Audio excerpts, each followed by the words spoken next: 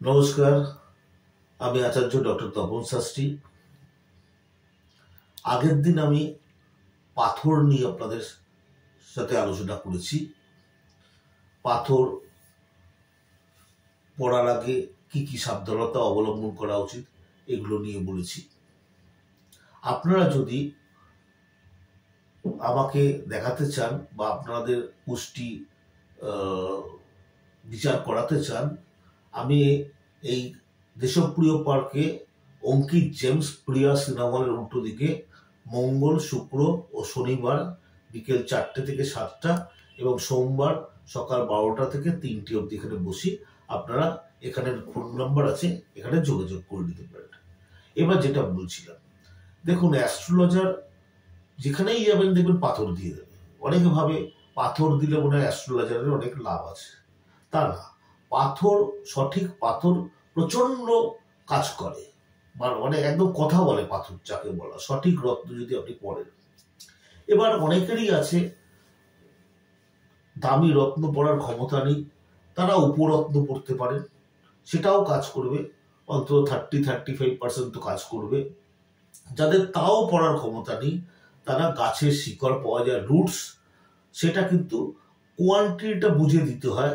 হ্যাঁ, ওটাও কিন্তু 15% মতো কাজ করে এবং রুটস কিন্তু ইনস্ট্যান্ট কাজ করে, যবে থেকে পড়বেন সঙ্গে সঙ্গে কাজ করে। কিন্তু রুটস কটা পড়তে হবে এটা একজন ভালো জ্যোতিষীর সাথে কনসাল্ট করে নিয়ে পড়বেন। এবার আমি আপনাদের বলি, এই যে প্রতিকার, এই প্রতিকার কিন্তু 3 ধরনের হয়, ঠিক আছে? একটা রাজসিক প্রতিকার, একটা তামসিক প্রতিকার, একটা সাত্ত্বিক প্রতিকার। এই যে রাজসিক প্রতিকার, এর মধ্যে কিন্তু চলে আসছে পাথর, ঠিক আছে? আর যেটা তামসিক প্রতিকার, সেটা কিন্তু তন্ত্রক্রিয়ার মাধ্যমে করা হয়, করে কবচ হিসাবে ব্যবহার করা হয়। আরেকটা সাত্ত্বিক প্রতিকার। সাত্ত্বিক প্রতিকার হচ্ছে যে গ্রহটা আপনার অশুভ মনে হচ্ছে বা যে গ্রহটাকে আপনাকে পাওয়ার বাড়াতে হবে, সেক্ষেত্রে আপনি সেই গ্রহের যে দেবতা আছে, তার যে মন্ত্র আছে, সেই মন্ত্র প্রত্যহ আপনাকে জপ করতে হবে। জপ করলে আপনি কিছুটা বেনিফিট পাবেন। এবার আমি একটা কথা বলি, এই যে তামসিক প্রতিকার, তামসিক প্রতিকারটা কিন্তু তন্ত্রক্রিয়ার মাধ্যমে হয়। এটা কিন্তু মারাত্মক এফেক্টিভ। এমন এমন জিনিস আছে যেগুলো কিন্তু পাথরের দ্বারা সম্ভব না করা। ধরুন, কারুর গুরুচণ্ডাল দোষ আছে। গুরুচণ্ডাল দোষ কিভাবে হয়? বৃহস্পতি এবং রাহুর কনজাংশনে হয়। যে কোনো ভাবে বৃহস্পতি রাহু একসাথে বসে আছে, বা বৃহস্পতি রাহুকে দৃষ্টি দিচ্ছে, বা রাহু বৃহস্পতিকে দৃষ্টি দিচ্ছে, যে কোনো কারণে এটা গুরুচণ্ডাল দোষ হয়। এই গুরুচণ্ডাল দোষে কি হয় না, অর্থ ক্ষতি হয় এবং মান সম্মান হানি হয়। এই গুরুচণ্ডাল দোষ যদি এখন আপনাকে সারাতে হয়, আপনি কেউ কেউ আপনাকে এর জন্য পাথর দিয়ে দেয় একটা গোমেদ, কেউ কেউ আবার পোকরাস দিয়ে দেয়, কিন্তু আমার মতে এতে কিন্তু এই গুরুচণ্ডাল দোষ ঠিক হয় না। পাথরের দ্বারা আপনি দুটো গ্রহের মধ্যে যে কোনো একটাকে পাওয়ার করছেন, এতে ঠিক হয় না। এটা কিন্তু তন্ত্রক্রিয়ার মাধ্যমে খুব ভালো কাজ হয়। এই গুরুচণ্ডাল দোষের জন্য আপনারা সূর্য কবচ করতে পারেন, ঠিক আছে?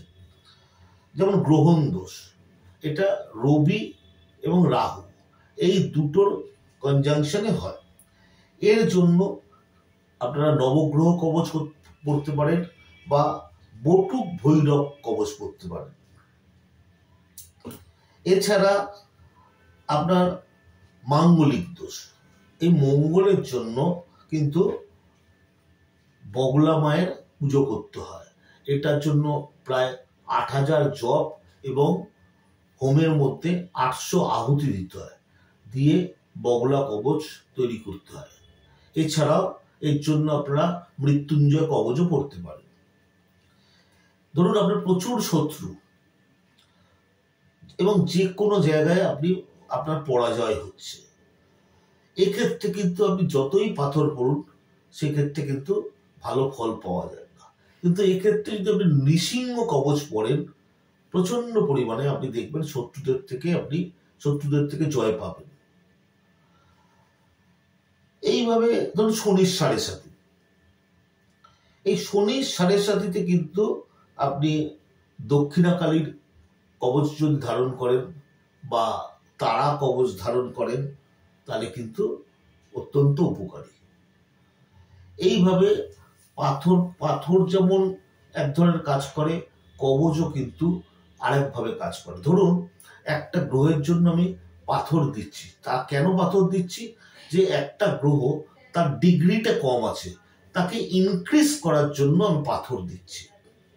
আবার কোনো একটা গ্রহ এত পাওয়ারফুল হয়ে বসে আছে যেটা আপনার ক্ষতি করছে, সেটাকে ডিক্রিজ করতে হবে, কমাতে হবে।